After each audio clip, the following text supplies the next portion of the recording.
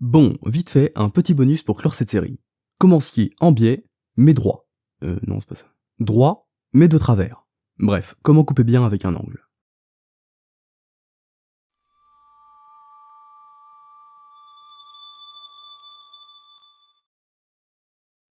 On va commencer par le cas qui se présente le plus souvent, la coupe avec un seul angle, qu'on va appeler la coupe rectangle, parce que la face fait un rectangle à la fin. Dans les cas les plus basiques, comme la coupe à 45 degrés, vous pouvez utiliser une boîte à onglets, mais vous aurez du mal à éviter les éclats et ça marche que pour les angles de base. L'idéal, pour pouvoir couper n'importe quel angle, et utiliser tout ce dont on a parlé dans les tutos précédents, c'est le rapporteur. Avec ça, c'est facile. Bien sûr, on applique toujours les mêmes règles, rapporteur côté chute, etc.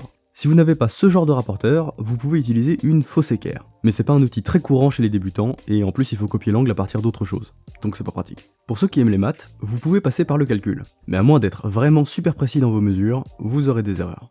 Toutefois, pour vous simplifier la vie, et parce qu'on est super gentil, on vous donne la formule. Ici, l'angle, et ici, la largeur de la poutre. Sinon, vous pouvez utiliser un truc que vous avez dans vos tiroirs. J'ai nommé le rapporteur de votre enfance. Vous pouvez l'utiliser tel quel, mais centrer le rapporteur sur le bord de la pièce et aligner correctement l'horizontale, c'est pas simple. En plus, si votre pièce n'est pas super grande, la taille du rapporteur va vous poser problème.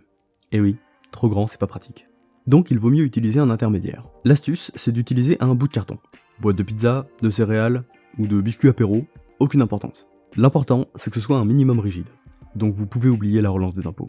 Je vous aurais bien mis le thème de MacGyver, mais YouTube va vraiment pas être content, donc on va s'en passer. D'abord, on trace une ligne, elle représente le bord de la pièce. Ensuite, l'angle à couper, au rapporteur bien sûr, et une perpendiculaire de l'autre côté. Un petit coup de ciseau, et on plie sur la première ligne.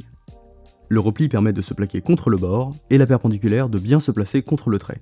Bien sûr c'est une solution temporaire, ça ne durera que quelques coupes, mais ça fonctionne bien, ça coûte rien, et c'est plutôt précis. Il nous reste un cas à avoir, le cas des coupes en double oblique, qu'on va appeler les coupes trapèzes.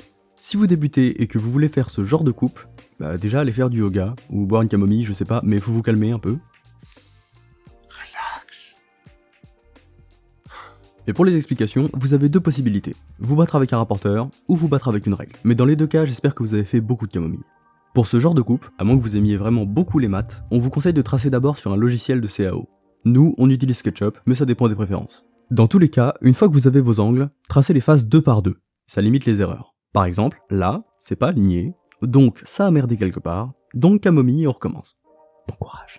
À la règle, on marque le point de départ et on trace comme pour une coupe droite. À partir de ce repère, on marque les points d'intersection sur chaque arête et on relie.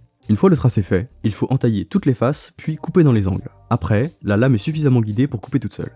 Plus encore que sur n'importe quelle autre coupe, appuyer sur la scie ça sert à rien. Ça coupera pas plus vite, et tout ce que ça fera, c'est faire sortir la lame des entailles.